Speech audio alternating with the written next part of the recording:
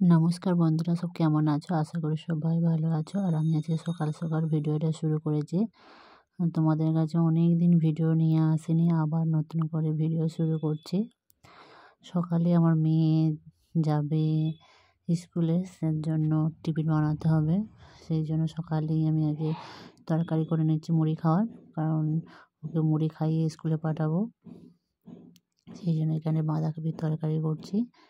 আর এখানে আমার মেয়ে বদমাইশি করছে, সকালবেলা উঠেই বেসিনটা বলছে নোংরা হয়েছে, মা আমি পরিষ্কার করব। সেই জন্য আমি কাজ করতে পারছি না বলে এখন আমার মেয়েই পরিষ্কার করছে।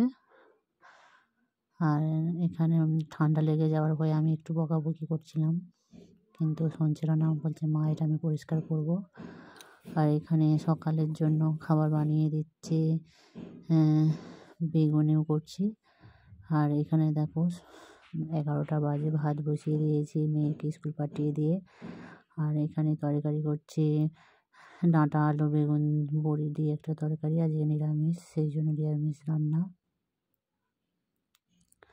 প্রতি বৃহস্পতিবার আমার নিরামিষ হয়, আর আজকে পূর্ণিমাও আছে, সেই জন্য আজকে সবই নিরামিষ হবে মেয়ের জন্য।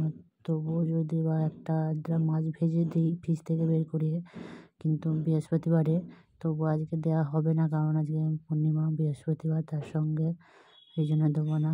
আর এখানে সন্ধ্যাবেলা তোমার দাদা ফুচকা পাঠিয়েছিল দোকানের থেকে, আর সন্ধ্যাবেলা আমি ফুচকা খেতে বসে গিয়েছিলাম, কিন্তু ফুচকাটা ততটা টেস্টি ছিল না, তবু 4-5টা খেয়েছি।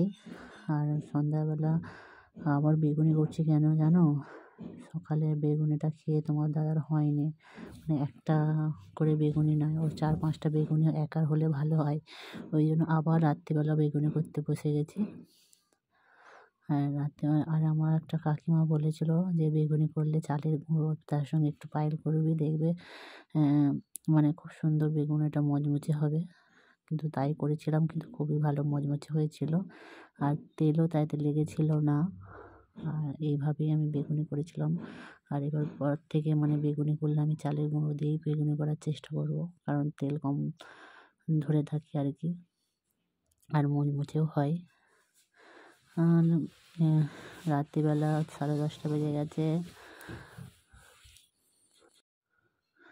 দেখো বন্ধুরা, এখানে রাত্রিতে বললাম না আবার বেগুনি করছি। আর বেগুনিটা করছি কেন, তোমাদের দাদাভাই বলেছিল যে আমি মানে আমার বেগুনি খেয়ে হয়নি, সেই জন্য আবার দ্বিতীয়বার আমাকে বেগুনি করতে হচ্ছে রাত্রিতে।